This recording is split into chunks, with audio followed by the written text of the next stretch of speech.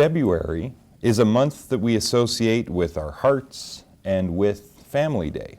And so the book I want to share with you today is about something that's close to my heart.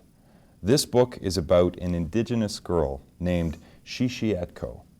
Her people have always lived in North America, hunting, fishing, gathering traditional foods and medicines, making their own clothing, building their own homes, making their own rules, taking care of the land, telling stories, singing, and dancing. Children like Shi-shi-etko were loved so much that the whole community raised them together. Parents, grandparents, aunties, uncles, and elders. And in this story, we learn that Shi-shi-etko has to go to residential school. It's the law. The school is far away and she'll have to travel for a couple of days to get there. And she won't see her parents for many months or even many years. She'll lose her traditional name and she'll be forced to speak English, a language that she doesn't even know. So let's find out how she finds strength and resilience in the days before she must leave. 1, 2, 3, 4 mornings left until I go to school, said Shi-shi-etko as she watched sunlight dance butterfly steps across her mother's sleeping face. When streams of light sent shadows across her mother's cheeks, she said, "Mom, wake up. It's time for us to bathe down by the creek." Her mother blinked. "You woke early today, Shi-shi-etko," she said, swinging her feet to the floor. With the first steps of sunrise, Shi-shi-etko skipped along the worn path, through the cottonwood trees, all the way to the creek. "My girl, we will not see each other until the wild roses bloom in the spring and the salmon have returned to our river. I want you to remember the ways of our people. I want you to remember our songs and our dances, our laughter and our joy. And I want you to remember our land." Then her mother began to sing.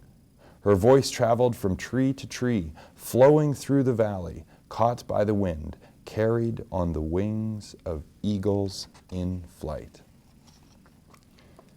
Shi-shi-etko could not help herself. She looked at everything, tall grass swaying to the rhythm of the breeze, determined mosquitoes, working bumblebees. She memorized each shiny rock, the sand beneath her feet, crayfish and minnows and tadpoles that squirmed between her toes, all at the bottom of the creek. They were almost home when cousins, aunties, and uncles and the rhythmic tap of Yaya's old cedar cane could be heard through the trees.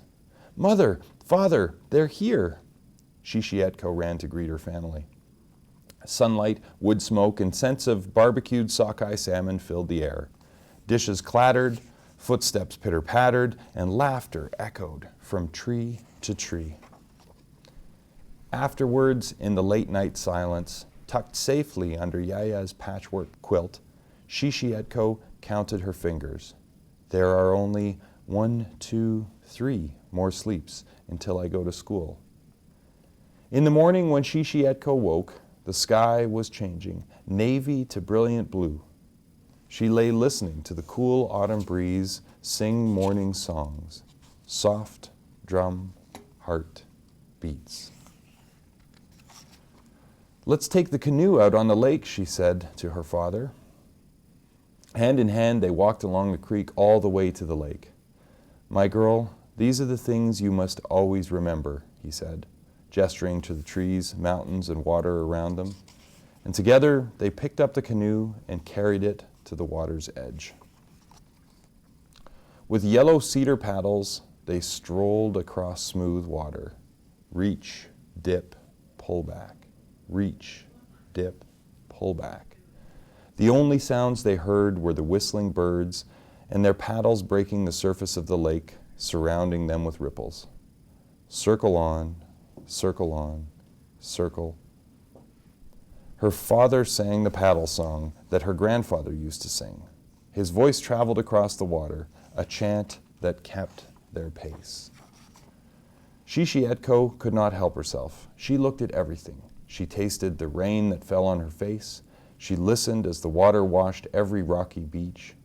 And when the eagle's song echoed through the valley, traveling just beyond reach, she sang her grandfather's paddle song, and their voices echoed from beach to beach. In a day full of sunlight, Shi-shi-etko and her father returned to pack her things. Finally, in the silence of the night, belly full, huddled safely under Yaya's patchwork quilt, Shi-shi-etko counted her fingers. 1, 2, only 2 more sleeps, and then fell into water-exhausted sleep. Shi-shi-etko was dreaming when she heard her Yaya say, "Shi-shi-etko, wake up, my girl. We have some things to do today." Yaya gave her a small bag made from soft, tanned deer hide and sinew. "This, my girl, is a bag for you to keep all your memories. No matter where you go, no matter what you do, remember to keep them safe." The sun wasn't up yet when they walked out the door and into the trees. The path was dark and smelled alive with rain, wet soil, and leaves. They walked until the sun was shining. Yaya brought her to visit a great big fir tree, and Shi-shi-etko placed a sprig into her bag of memories. They visited a hemlock, a cedar, even a pine, and each time she placed a sprig into her bag of memories. They went to visit silver willow, red willow, sagebrush, cottonwood, Labrador bushes, and even kinnikinick. They visited blueberry, salmonberry, Saskatoon, and huckleberry bushes. They found bitterroot, wild potato, and wild celery patches. On and on they went through the fields of wild roses, Indian paintbrush, fireweed, and columbine. Shi-shi-etko promised herself, "I will remember everything." Each plant they came to, she listened carefully to its name, then asked once, twice, and even 3 times, "Is it food or medicine, Yaya? Is it always safe?" Then whispering its name, she placed dried berry, root, flower, and fragrant leaf into her bag of memories. That night when Shi-shi-etko crawled under her patchwork quilt, she counted her fingers and said, 1, only 1 more sleep. At home, the cattle truck that gathered children waited.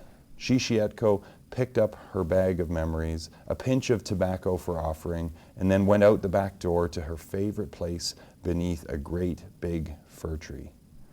She placed the tobacco at its base, then tucked her bag inside its roots. "Dear grandfather tree, please keep my memories and my family safe. I will be home in the spring. Shi-shi-etko, come inside now. It's time for you to go." When they rattled down the dirt road and into the trees, Shi-shi-etko held a sprig of fir close to her heart. Shi-shi-etko could not help herself. She looked at everything. Tall grass swaying to the rhythm of the breeze, determined mosquitoes, working bumblebees. She memorized every shiny rock. The sand beneath her feet, crayfish and minnows and tadpoles that squirmed between her toes, all at the bottom of the creek. So for a long time, the Canadian government believed that Indigenous people were uncivilized and made laws forcing children to attend Indian residential schools to learn European culture and religion. And this resulted in a devastating loss of traditions and language and cultures. And the effects of these residential school systems continue to affect us all today. And so I'm really glad to hear that your class has been learning the truth about what happened in residential schools and ways that we can work together to move towards reconciliation, and that you've even done a project as part of the Project of Heart tiles. So can some of you tell me a little bit about your tiles that you brought here today? How about you? It says dream.